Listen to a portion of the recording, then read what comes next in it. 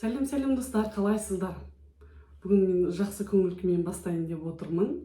Себебі мен бизнеске қалай келдім, неден бастадым деген сияқты керемет бір көңіл күймен сіздерге жеткізейін деп едім бизнесім туралы. Достар, мен ең алғаш бизнесім былай болды. Көлік алып сату болды. Мен мінген көліктерім өте көп. Салонна мінем барлығын, алам кредитке. Оны бір 3-4 ай или бір 5-6 ай айдайында үстіне ақша қосып сатам.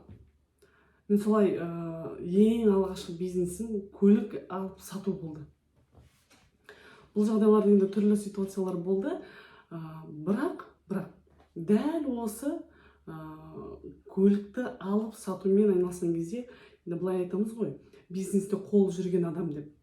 Бизнесімде, кәсібімде қолым жүре бастады.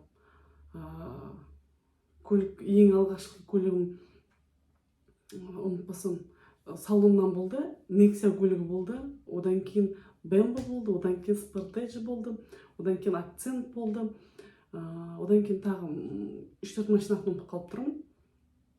Сол көліктерді алдық, аламыз, сатамыз, барлығын үстіне ақшасын көреміз бір, екіншісінде өзіміз айдаймыз, үшіншісінде әрине ол ортада қанша дегенмен атақ болады.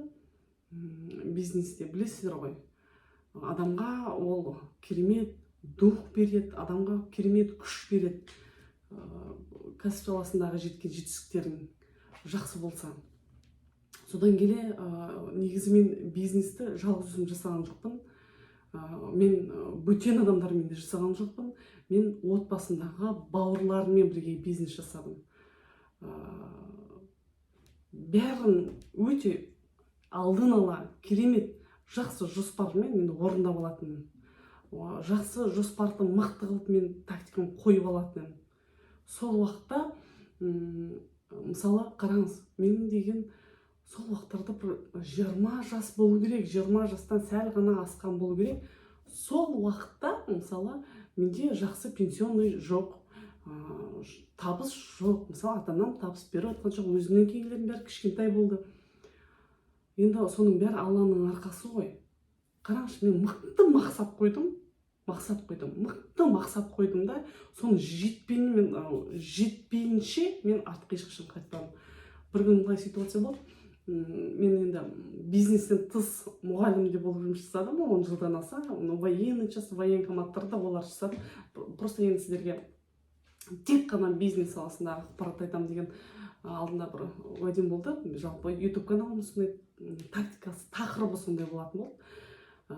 Сол себепті олар қозғаған жоқ. Бір күні мектепте отырмын, айлық деген азғантай бір 20-25 мың болу керек. Өзім жаспын, жаяу барып келем. Енді автобус қой, автобуспен барып келем, сосын былай ойланып отырдым кабинетте. Көбіне менің бір жақсы жағым ақылмен шешуге тырысамын. Тез әрекет жасаймын, тез ойланамын, соны тез жасаймын. Бірақ ақылмен шешуге тырысатынмын. Содан келе сөйтіп ойланып отырдым мектепте. Жаяу келе жатырмын. Мен ойладым, мен не үшін өмірге келдім? Мен жайдан жай жүре беремін ба? Бұл жүріс деген болмайды деген оймен келе жатырмын. Ойда ештеңе жоқ. Бір кезде жаңағы автосалон бар, көлік салон. Соның қасына жақындадым, бүйтіп қараймын. Давай алтынай, кәне кіріп көрейін. Көрейін сұрап. Солай келдім да, менеджерға бардым. Түрме қарайды, жасыма қарайды, сіз несіз деген сияқты, қалай төлейсіз деген сияқты бір подозрительно бір күдікпен қарады маған. Жіберіңіз, төлеймін, аламын. Бір кезде одобрение келіп тұрған ғой. Қалтада ақша жоқ. Көктен ақша жоқ қалтада. Солай келдік та, одобрение келіп тұр. Шоковое состояние. Отырған жерін өзімдікі болды. Ана қыздар одан сайын менің шошыған ол кісілерді өздері шошайды. Енді мен первоначально күйіміз керек қой көлікке, дұрыс па?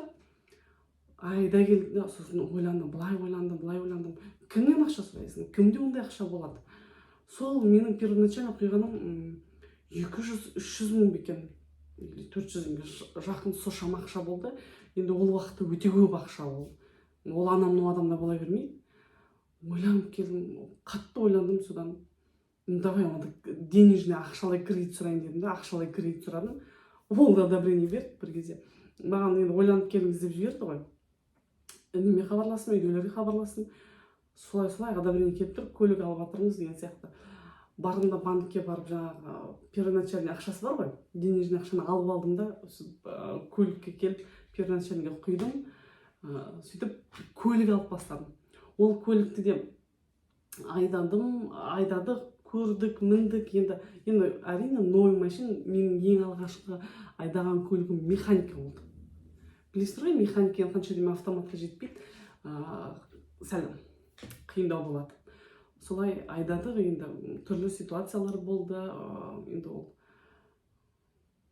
жақсы жағы да болды, қиыншылық жағы да болды. Сонымен мен ойладым, бұлай көлік айдап жүре беруге болмайды. Давай бір нәрсе ойлап табайық деген сияқты. Ойлап таптық та көлікті алып сату болды біздің мақсатымыз. Мысалыға мен сол көлікті 2 миллионға алсам, оны мен бір 4-5 ай айдадым да, оның үстіне кәдімгідей ақша қойдым. Жоқ дегенде 1 миллион аса ақша қойдым да. Бірақ соны сататынбыз. Менің інім енді механик болды, темірге жақсы болды. Енді әрине бастаған адамның қолы жүрген деген енді өзім болып тұрмын ғой, мысалы. Өзімді мақтап қояйын, себебі альхамдулилля, Алла тағала бизнесте менің қолымды жүргізді. Содан көліктен көлік, ақшадан ақша, алдық, саттық, міндік, түрлі көлікке дейін бірден аз уақытта үлкен жетістікке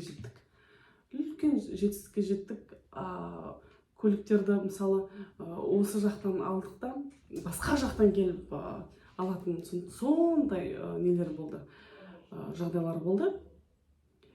Көлік состояниесіне қарап, бағасына қарап сөйтсек, бір күні мынандай бір спортечік көлігімізге ертеңіне мысалы ақша керек болды, давай сатайық. Інілермен, бауырлармен бірге жұмыс жасадым ғой. Содан түнде сағат 2-3 болу керек. Оликске бір жаңа колесо болады ғой, сондайға жарнамаға салған.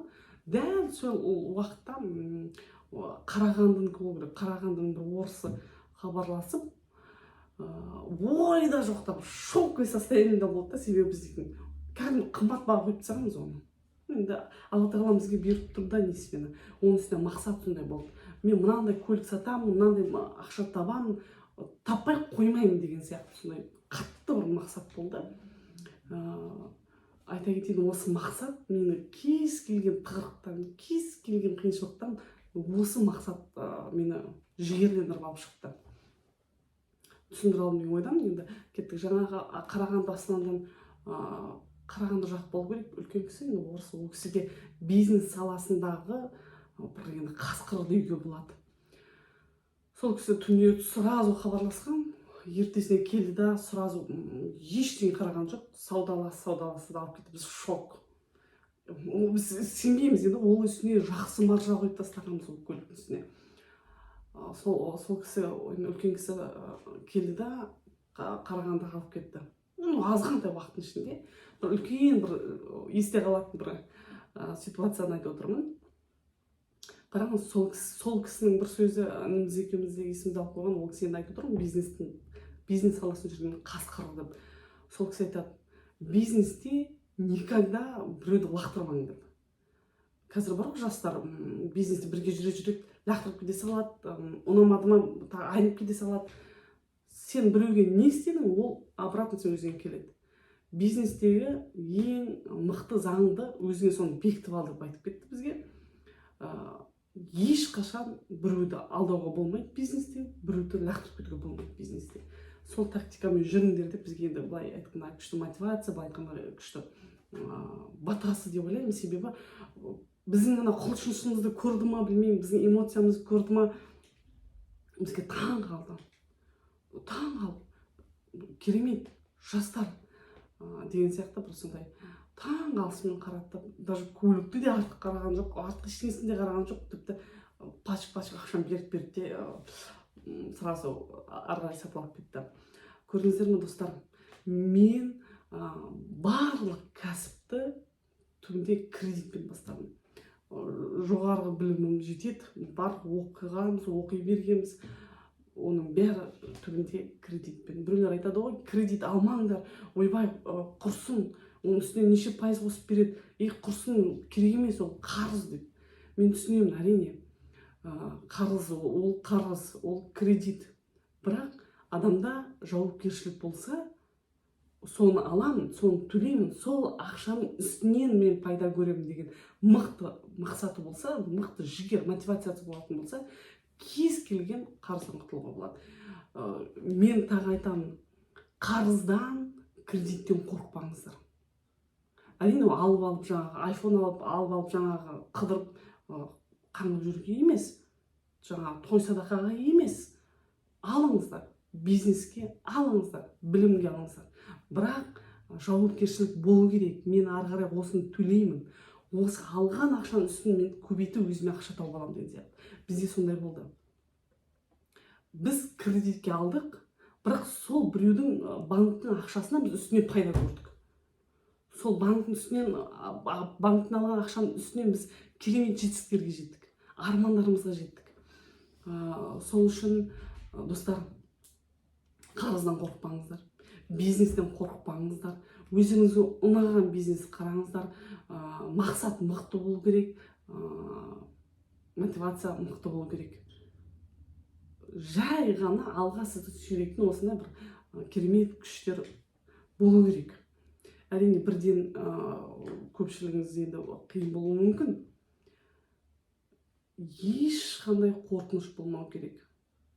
Дәл қазір, дәл бүгін бизнесті бастауға сіздер міндеттісіздер. Қараңыздаршы, мысалы, менің жасым бар жоғы 32-де. Алдағы уақытта жіліктеп мен бір ғана бизнеспен жүрген жоқпын.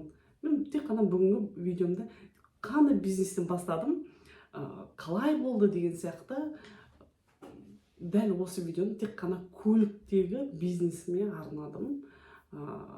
Жіліктеп айтып отырмын. Қарапайым, тыңдаңыздаршы, мен 12 жылдық кәсіпкерім деп қатайып отыруға қажет жоқ. Адамның бәрі бірдей. Мен сіздерге өте қарапайым қылып, жұмсақ қылып жеткізіп отырмын. Себебі қатайып отырып, ой, бизнес деген қиын болады десем, әрине бір адам қорқынышпен қарауы мүмкін.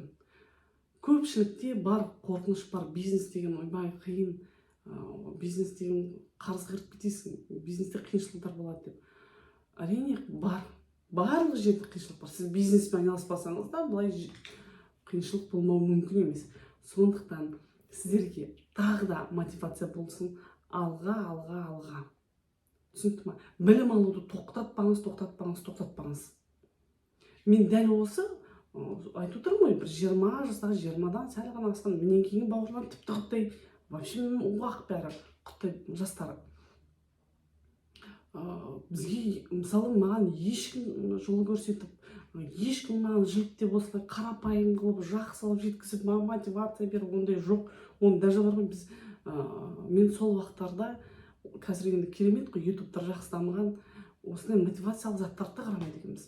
Бірақ мен өте қатты көп ойланатынмын. Мен түбінде кәсіпкер болатынмын деп өзіме сондай не қойып тастағанмын. Міндетті түрде мен кәсіпкер боламын. Қараңыздаршы, Алла тағалам әр дұғамды қабыл етіп отырды. Алла тағалам барлық қиыншылықтан шығарып отырды.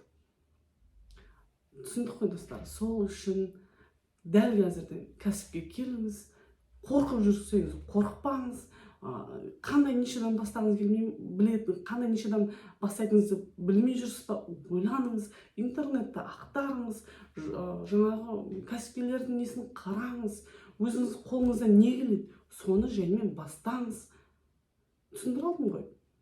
Сондықтан, достар, артқа қайтуға болмайды. Біз өмірге бір-ақ рет келеміз. Жақсы өмір сүруге тұрсыңыз керек. Әрине, өмір болғансын, барлық тырықтар болады, қиыншылықтар болады. Оған ешқандай біз мойынсұнбауымыз керек. Алла тағала бізге сондай мықты күш беріп қойды. Сондықтан барлық қиыншылықтың бәрін алла тағалама ысырып қойыңыздар, барлық қорқынышты алла тағалама ысырып қойыңыздар. Алла тағалам өз уақытымен өзінің бәрін шешетін болады. Барлық проблеманы алла тағалаға ысырып қойыңыздар, ол алла тағалам барлық өзін шешеді. Сіз жай ғана қимылдаңызшы, жай ғана қимылдаңыз, алға қарай ұмтылыңыз, болды. Түсіндіре алдым ба? Өздеріңіз ойлаңыздаршы, 20-дан жай ғана сәл асқан, 19-дан жай ғана сәл асқан, мен бауырларымды айтып отырмын, үлкен бизнес болғаннан мен құттай заттар сатқан жоқпын. Көрдіңіз ба? Сондай жаста көлік алып саттық. Қалтада бізде ақша жоқ. Отбасымызда біз енді жақсы өмір сүрдік деп айта алмаймын. Сондықтан кез келген жерде барлық тығырықтан шығуға болады. Кез келген жерде табыс бар, кез келген бизнесте табыс бар. Әрине, оны жан-жақты дамытсаңыз, әрине өзіңіз мықты болсаңыз, барлығын жасауға болады. Сіздермен бірге болған жеке кәсіпкер Алтынай. Келесі керемет тағы бір бизнесті сіздерге тағы айтып өтемін. Жіліктеп, қарапайым қылып. Әрине, менің жақсы жағым, өзіңізге керек жерлерін ғана, менің жетістігімді ғана алыңыздар, өмірге қолданыңыздар. Менің қателігімді бірақ жасамаңыздар. Дәл осы қателік ситуация келіп қалады деген ой болатын болса, осы видеоны қайта қарап көріңіздер. Қателік жасамауға тырысыңыздар. Түсіндіре алдым ғой. Сондықтан біз өмірге бір-ақ рет келеміз. Давай, достар, алға қарай ұмтылуымыз керек. Қалтаңызда ақша жоқ па? Миыңызда қандай идея бар? Все, болды. Жай ғана соны жүзеге асырыңыз. Түсіндіре алдым ба? Ал, достар, сау болыңыздар. Келесі видеода кездескенше.